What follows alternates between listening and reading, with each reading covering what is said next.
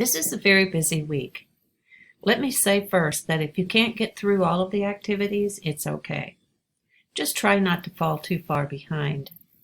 Reach out to one of the peer recovery coaches or to myself if you need assistance. This week we will begin by revisiting the role of the peer support specialist in recovery. We will discuss many things relevant to that role, including an overview of behavioral health, the shift from maintenance to recovery, the 5 stages of recovery, and spirituality. Peer support means emotional support that is provided by a certified peer support specialist to others with similar mental health, substance use, or co-occurring mental health and substance use disorders in order to achieve a desired social or personal change. You are here because you are in recovery, are 18 or older, and want to become certified to help others.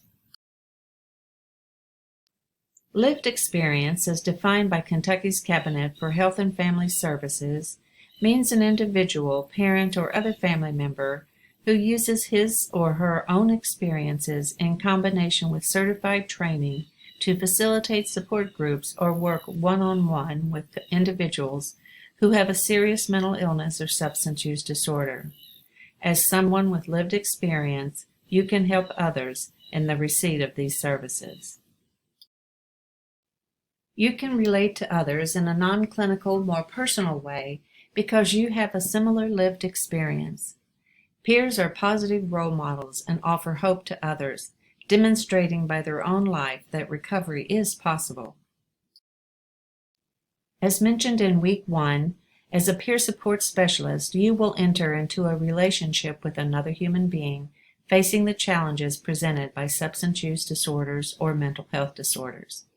This is a mutual relationship and not one that is hierarchical or having supervision or power over someone else. As a peer support specialist, you will provide empathy, caring, and concern in many ways, both in your actions and in your words.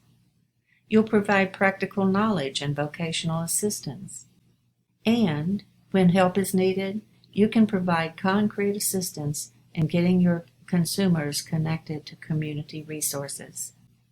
You can also provide healthy introductions to social contacts and recreational pursuits. As you know, self-determination is foundational in the recovery process. Those in recovery must own their recovery and be committed to it. The first rule of thumb in providing peer support pertains to using a person-centered approach in your interactions with clients. A person-centered approach is one where the client, or consumer of services, is part of the treatment team. Their opinions are valid and should be acknowledged, whether in a formal support group setting or as you talk to them one-on-one, on the phone, in person, through email, on the street, in a park, or in a coffee shop. Listening to their voice, their thoughts on recovery, is paramount to understanding where they are in their recovery process. Peer support is so important because even after a year or 2 in remission, relapse can happen. It can take 4 or 5 more years before the risk of relapse drops below 15%, the level of risk that people in the general population have of developing a substance use disorder in their lifetime. For years, providers of mental health and substance use services relied upon their own intuition to guide their behavioral health practices. Now, the Substance Abuse and Mental Health Services Administration, which is the authority for policy and funding, requires that any program that they fund implement practices that have a scientific evidence to support their effectiveness. Evidence-based practices are those that are supported by a substantial body of research as identified by a panel of experts as an accepted evidence-based program. This week, one of your assignments is to watch 2 videos on evidence-based practices. You can find those instructions and those links, the ones that are identified here, in the assignments folder. Another assignment you have this week is to read the handouts on evidence-based practices. You'll find those links for downloading in the assignments folder.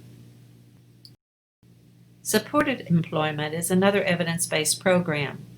It was designed for those for whom competitive employment has been hard to get, or for whom competitive employment has been interrupted or intermittent as a result of significant disability.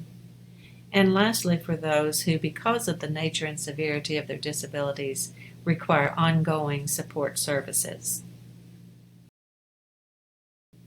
Supportive housing is another evidence-based approach.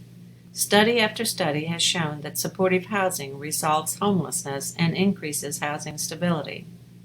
It also improves health and lowers public costs by reducing the use of publicly funded crisis services, such as shelters, hospitals, psychiatric centers, jails, and prisons.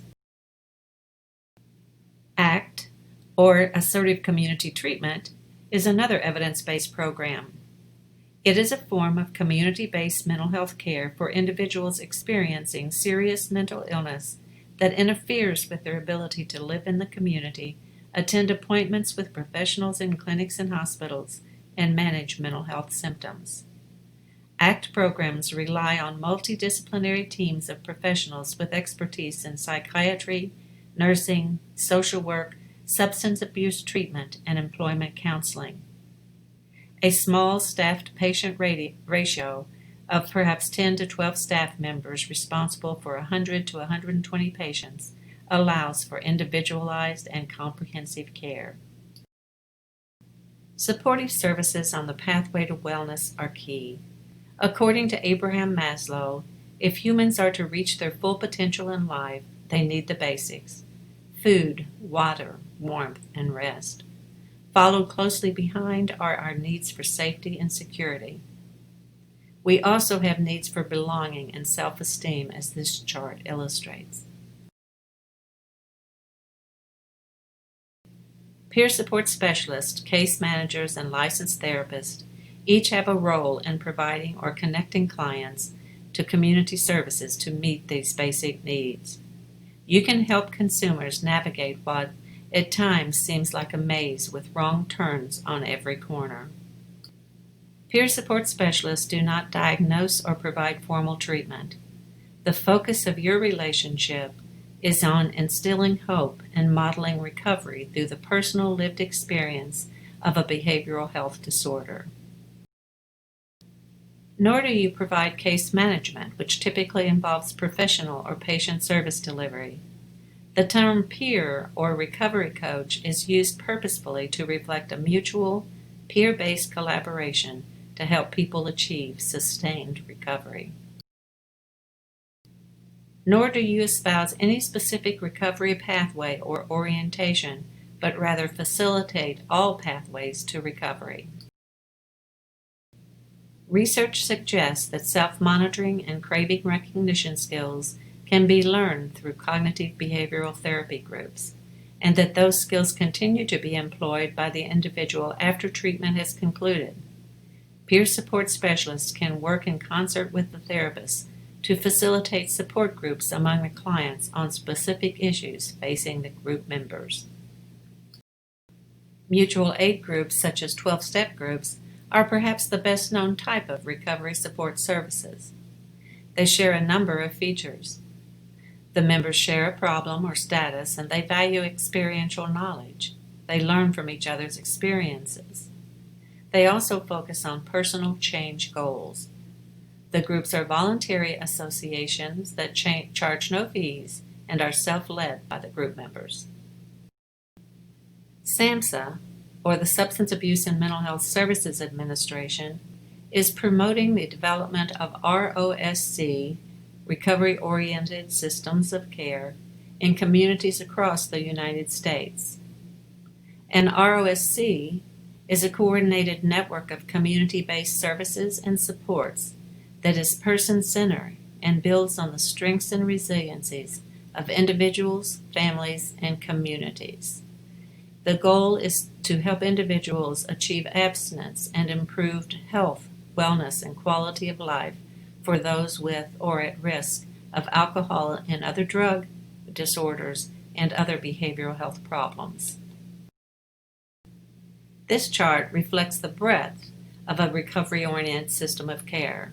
As you can see, it entails prevention, early intervention, treatment, and post-treatment or recovery or maintenance services.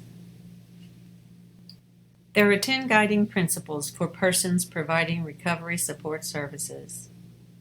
We must espouse that recovery emerges from hope. It is person-driven, occurs via many pathways, and is holistic. It is supported by peers and allies. It is supported through relationships and social networks. It is culturally based and influenced. It is supported by addressing trauma. It involves individuals, families, and community strengths and responsibility. And finally, but perhaps one of the most important, recovery is based on respect. In the weeks ahead, you will learn many things to help you implement these guiding principles of recovery. They will include a focus on active and empathic listening, the importance of respectful communication in both written and verbal forms, how to deal with conflict if it occurs, how to facilitate a group, and how to nurture self-advocacy in your consumers.